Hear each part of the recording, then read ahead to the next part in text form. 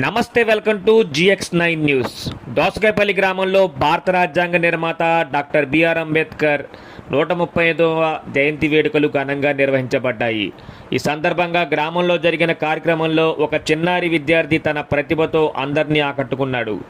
కత్తి ధనుష్ అనే విద్యార్థి అతి చిన్న వయసులోనే ధైర్యంగా వేదికపై వచ్చి డాక్టర్ బిఆర్ అంబేద్కర్ జీవిత చరిత్రను ఎంతో స్పష్టంగా హృదయాన్ని అతుకునేలా వివరించాడు.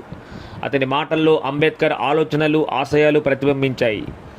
విద్యార్థుల దశలోనే విద్యార్థులు బాగా చదివి అంబేద్కర్ లాంటి మహనీయులుగా ఆశయాలను నెరవేర్చాలని ఈ చిన్నారిచ్చిన సందేశం సభలో ఉన్న వారిని ఎంతో ప్రేరేపించింది.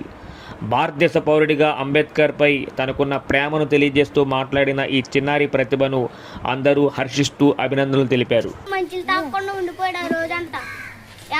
ఇంటికి వెళ్తుంటే బావి కనబడితే అక్కడ బావి కొన్ని నీళ్ళు తాగితే గ్రామస్తులు చూసి నువ్వు అంటరాడుతారవని చెప్పులు తీసి కొట్టేసి కర్రలతో కొట్టేసి ఇంటికి పంపించాడు. ఆయన చాలా బాధపడ్డాడు.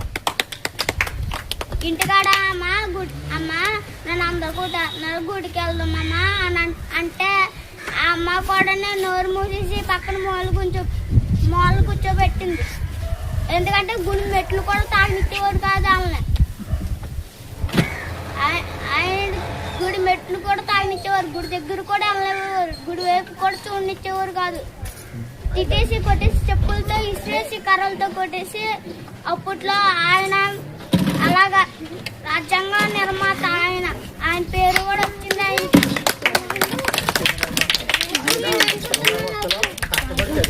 ఆయన రాష్ట్రంలో కష్టపడి చదివాడు. అప్పట్లో లాంతర్లు ఉండి ఆ లాంతర్లు కూడా లేనప్పుడు ఎంతో చీకట్లని ఆయన చదువుకున్నాడంటే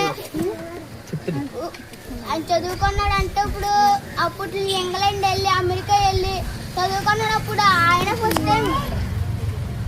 అప్పట్లో వెళ్ళమంటే అప్పుడు మాటలు కాదు, అప్పట్లోనే ఆయన వెళ్ళాడు. అందరూ కోపం పడిపోయి ఆయన వెళ్ళాడు. ఆయన చదువు చెప్పకూడదు, ఏం చెప్పకూడదు అని చాలా కోపం చూశారు ఆయన మీద. రాజు దగ్గరికి వెళ్ళి నన్ను ఎలా కొడేస్తున్నారో అని చెప్తే ఆయన ఏమో ఎంతో కొంత ఆర్థిక సహాయం చేస్తే ఇంగ్లాండ్ పంపించారు. ఇంగ్లాండ్ పంపిస్తే ఆయన అక్కడ చదువుకొని MBA చదివి మళ్ళీ ఇంటికి వచ్చాక మళ్ళీ రాజు దగ్గర మీకు పని చేస్తాను మీ దగ్గర నేను వచ్చిన వెంటనే అని చెప్పారు. రాజుకి వచ్చిన వెంటనే పని చేశాడు ఆయన దగ్గర. మళ్ళీ ఆర్థిక సహాయం చేసి రాజు అంబేద్కర్కి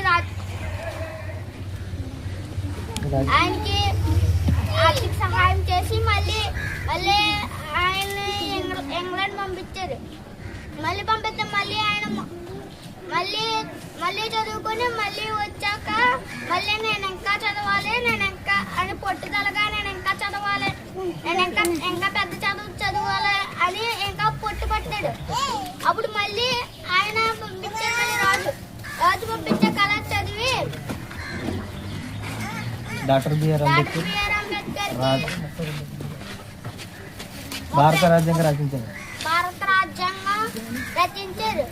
ఆయనకి భారత రత్న అవార్డు కూడా ఉన్నది.